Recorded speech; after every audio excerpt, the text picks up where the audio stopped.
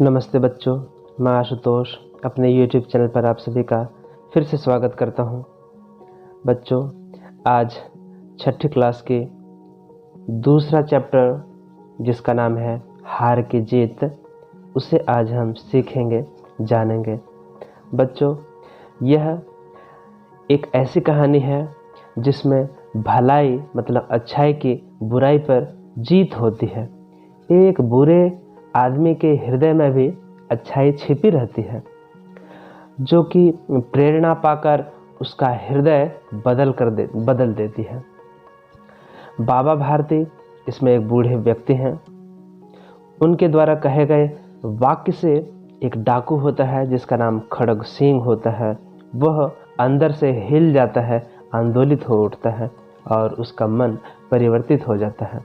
बाबा भारती हार कर भी जीत जाते हैं और डाकू खड़ग सिंह जीत कर भी हार जाता है। इसलिए इस कहानी का नाम रखा गया है हार की जीत। बच्चों, यह कहानी सुदर्शन जी ने लिखी है, जिनका असली नाम बद्रीनाथ भट्ट था। वे हिंदी और उर्दू के प्रसिद्ध साहित्यकार थे, जिनका जन्म 1896 ईस्वी में पाकिस्तान के सियालकोट में हुआ था और उनकी मृत्यु 1967 ईस्वी में हो गई। इनकी कई रचनाएं फेमस मतलब कि प्रसिद्ध रही। हार की जीत, सच का सौदा, साइकिल की सवारी, पत्थरों का सौदागर आदि। तो चलिए इस पाठ को हम लोग पठन करते हैं। आप सभी अपने पाठ्य पुस्तक, अपना जो टेक्स्ट बुक है हिंदी का, उसको निकाल लें, दूसरा चैप्टर को निकालें और अंगुली रखते हुए इसका पठन करेंगे हम लोग, ठीक है। तो चलिए, इससे क्या होगा, आपका उच्चारण भी अच्छा हो जाएगा, आपकी स्पेलिंग सुधर जाएगी। माँ को अपने बेटे और किसान को अपने लहलहाते खेत देखकर जो आनंद आता है, वही आनंद बाबा भारती को अपना घोड़ा देखकर आता था। भगवत भजन मतलब भगवान का भजन से जो समय बचता वह घोड़े को अर्पण हो जाता था, मतलब उनको देते थे। वह घोड़ा बड़ा सुंदर था, बड़ा बलवान। उसके जोड़ का घोड़ा सारे इलाके में नहीं था। बाबा भारती उसे सुल्तान कहकर पुकारते थे। घोड़ा का नाम क्या था? सुल्तान। अपने हाथ से खरहरा करते मतलब उसे खुजाते, खुद दाना खिलाते और देख देख कर प्रसन्न होते थे मतलब खुश होते थे। उन्होंने रुपया, माल, असबाब, जमीन आदि अपना सब कुछ छोड़ दिया था। यहाँ तक कि उन्हें नगर के जीवन से भी घृणा हो गई थी। शहर में वो रहते थे लेकिन नहीं, अब गांव में रहते थे। अब गांव के बाहर एक छोटे से मंदिर में रहते हैं और भगवान का भजन करते थे। मैं सुल्तान के बिना नहीं रह सकूंगा। उन्हें ऐसी भ्रांति सी हो गई थी, मतलब उनको भ्रम हो गया था। वह उसकी चाल पर लट्टू थे। जैसा सुल्तान था ना, उन पर वो फिदा थे। कहते ऐसा चलता है जैसे मोर घटा को देखकर नाच रहा हो। आप जानते हैं कि जब बादल आकाश में होते हैं तो जो मोर होता है वह उसको देख करके काफी नाचने लगता है। जब तक संध्या समय सुल्तान पर चढ़कर 8-10 मील का चक्कर लगा लेते, उन्हें चैन न आता था। होता क्या था, रोज शाम को सुल्तान मतलब घोड़े पर चढ़ करके जो बाबा हैं वो उनकी पीठ पर बैठ करके लगभग 8-10 मील जो है वो घूम लिया करते थे, ठीक है। तब उनको चैन आता था। खड़ग सिंह उस इलाके का कुख्यात डाकू था। खड़ग सिंह कौन था? डाकू था। लोग उसका नाम सुनकर कांपते थे। होते होते सुल्तान की कीर्ति, सुल्तान के नाम का यश जो है उसके कानों तक भी पहुंचे। उसका हृदय उसे देखने के लिए अधीर हो उठा, मतलब वो बेचैन हो उठा। वह एक दिन दोपहर के समय बाबा भारती के पास पहुंचा और नमस्कार करके बैठ गया, मतलब वहां झुक करके गया। बाबा भारती ने पूछा, खड़ग सिंह क्या हाल है? खड़ग सिंह ने सिर झुकाकर उत्तर दिया, आपकी दया है। कहो इधर कैसे आए हो, कैसे आ गए? सुल्तान की चाह खींच लाई। तो वो बोलता है कि सुल्तान जो है वो हमको खींच के ले आया। विचित्र जानवर है, देखोगे तो प्रसन्न हो जाओगे। बाबा भारती ने कहा, मैंने भी बड़ी प्रशंसा सुनी है। यह कौन बोला? यह डाकू खड़क सिंह बोला। उसकी चाल तुम्हारा मन मोह लेगी। ये बाबा भारती बोल रहे हैं। कहते हैं देखने में भी बड़ा सुंदर है। यह डाकू खड़क सिंह बोला। क्या कहना, जो उसे एक बार देख लेता है उसके हृदय पर उसकी छवि अंकित हो जाती है। बाबा भारती ने कहा कि वो ऐसा है कि उसको जो कोई भी देखता है एक बार उसके मन में उसका चेहरा, उसकी चाल बैठ जाती है। ठीक है। बहुत दिनों से अभिलाषा थी, मतलब इच्छा थी, आज उपस्थित हो सका हूँ। यह डाकू बोल रहा है। बाबा भारती और खड़क सिंह अस्तबल में पहुंचे। अस्तबल होता है जहाँ पे घोड़ों को रखा जाता है, बांधा जाता है। बाबा ने घोड़ा दिखाया घमंड से, बाबा ने गर्व से घोड़ा दिखाया, और खड़क सिंह ने घोड़ा देखा आश्चर्य से। वह आश्चर्य मतलब क्या बोलते हैं उसको, एकदम अचंभित होकर के। उसने सहस्त्रों घोड़े देखे थे, उसने ढेर सारे घोड़े देखे थे, लेकिन परंतु ऐसा बांका घोड़ा उसकी आंखों से कभी न गुजरा था। इस तरह का घोड़ा पहली बार देखा था। सोचने लगा भाग्य की बात है, ऐसा घोड़ा खड़क सिंह के पास होना चाहिए था। इस साधु को ऐसी चीज़ों से क्या लाभ। कुछ देर तक आश्चर्य से चुपचाप खड़ा रहा। उसे मन ही मन सोचा, कहा कि खड़क जो डाकू हम हैं, हमको इधर उधर लूटने का काम में जाना पड़ता है, तो हमारे पास ऐसा घोड़ा होना चाहिए। बाबा को इसकी कोई ज़रूरत नहीं है। इसके पश्चात उसके हृदय में हलचल होने लगे। बालकों की सी अधीरता से बोला। जिस तरह बालक जो है उसके पास धीरता नहीं होता है, मतलब धैर्य नहीं होता है, तो वह अधीर होकर के बोला, परंतु बाबा जी इसकी चाल न देखी तो क्या। उसने कहा कि बाबा भारती को कहा कि बाबा इसकी चाल, मतलब वो कैसे चलता है, यह नहीं देख सका तो फिर क्या। बाबा जी भी मनुष्य ही थे, बाबा जी तो आदमी थे। अपनी वस्तु की प्रशंसा दूसरे के मुख से सुनने के लिए उनका हृदय अधीर हो गया। जब अपने घोड़े के बारे में ऐसी बात सुन करके उनका मन भी धीर, वो खो बैठे। घोड़े को खोलकर बाहर ले गए। घोड़ा वायु वेग से उड़ने लगा। वायु वेग से उड़ने का मतलब बहुत तेज दौड़ने लगना। उसकी चाल देखकर खड़क सिंह के हृदय पर सांप लौट गया, मतलब उसको लालच आ गया। वह डाकू था और जो वस्तु उसे पसंद आ जाए उस पर वह अपना अधिकार समझता था। डाकू तो डाकू होता है, वह उस डाकू के मन में होता है जो उसको चीज़ पसंद आ जाए उसको तो उस पर अपना ही अधिकार समझने लगता है। उसके पास बाहुबल था, उसके पास ताकत थी और आदमी थे। जाते जाते उसने कहा, बाबा जी मैं यह घोड़ा आपके पास न रहने दूंगा। बाबा भारती डर गए। अब उन्हें रात को नींद न आती। सारी रात अस्तबल की रखवाली में कटने लगी। प्रतिक्षण खड़क सिंह का भय लगा रहा है ना, हमेशा वो डर रहने लगे। परंतु कई मास बीत गए, मास में ना महीना, और वह नहीं आया। यहाँ तक कि बाबा भारती कुछ असावधान हो गए। जब बहुत दिन नहीं आया तब बाबा जी को लगा कि अब कुछ नहीं होगा, और इस भय को स्वप्न के भय की नई मिथ्या समझने लगे। नई में ना उसकी तरह, उस जैसा, ठीक है, उस भांति। और मन में जो दुख, ये डर था, वो अब धीरे धीरे झूठ लगने लगा। संध्या का समय था। बाबा भारती सुल्तान की पीठ पर सवार होकर घूमने जा रहे थे, है ना, जैसे रोज शाम को जाया करते थे। इसमें उनकी आंखों में चमक थी, मुख पर प्रसन्नता, खुशी थी।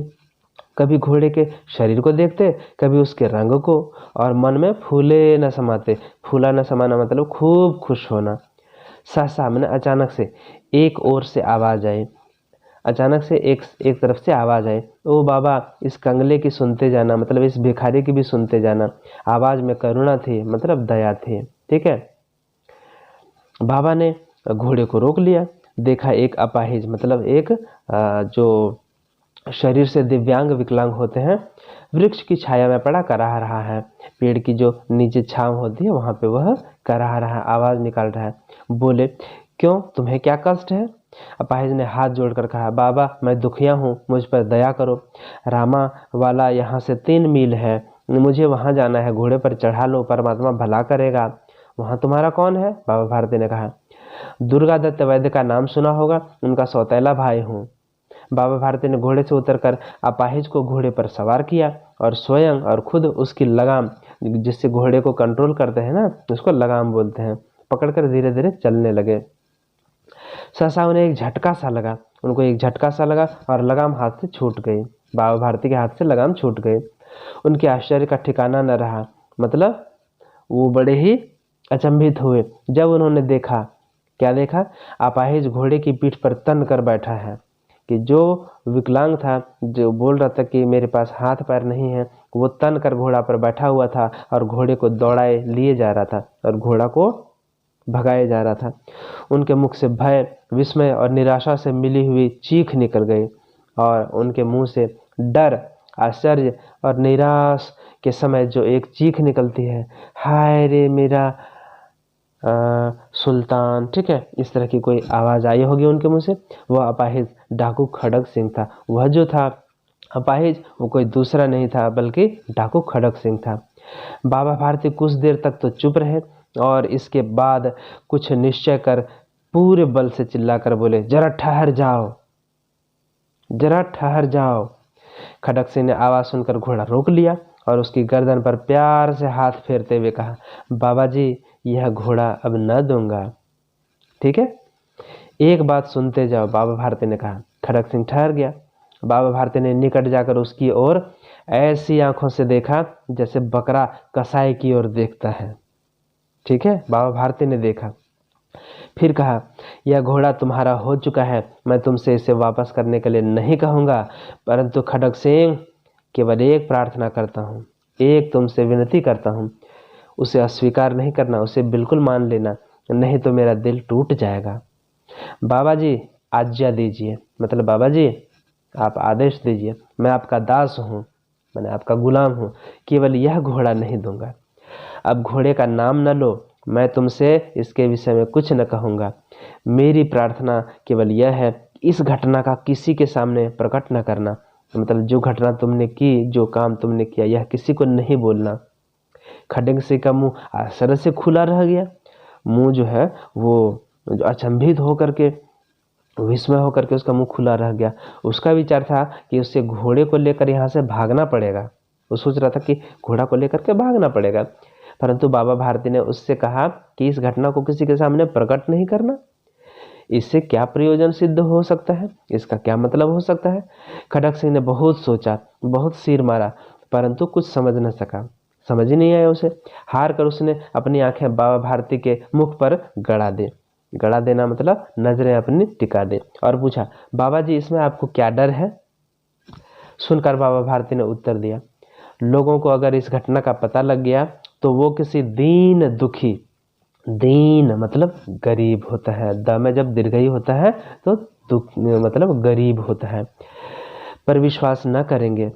यह कहते कहते उन्होंने सुल्तान की ओर से इस तरह मुंह मोड़ लिया जैसे उनका उससे कभी कोई संबंध ही नहीं रहा हो।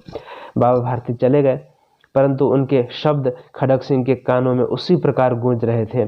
सोचता था, कैसे ऊंचे विचार हैं, कैसा पवित्र भाव है।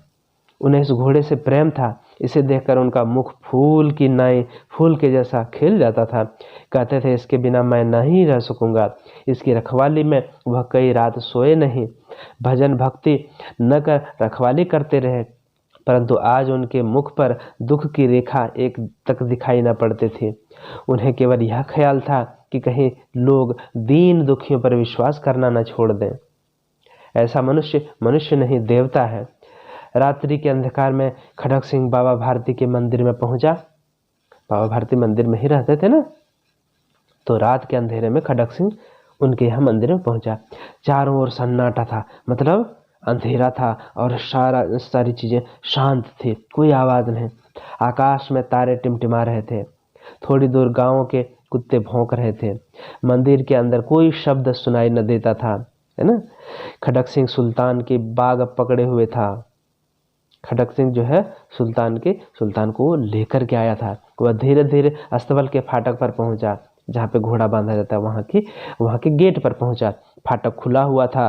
किसी समय वहाँ बाबा भारती स्वयं लाठी लेकर पहरा देते थे, परंतु आज उन्हें ऐसी चोरी, किसी डाके का भय नहीं था, डर नहीं था। खड़ग सिंह ने आगे बढ़कर सुल्तान को उसके स्थान पर बांध दिया और बाहर निकलकर सावधानी से फाटक बंद कर दिया। इसमें उनकी आंखों से नेकी के आंसू थे।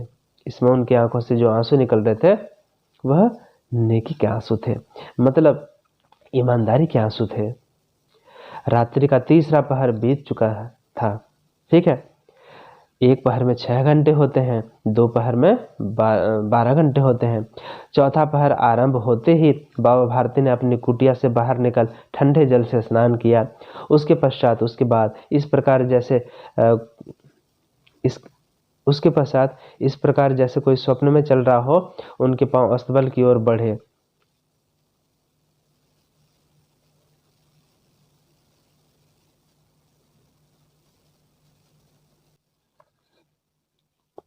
उसके पश्चात इस प्रकार जैसे कोई सपने में चल रहा हो, उनके पांव अस्तबल की ओर बढ़े।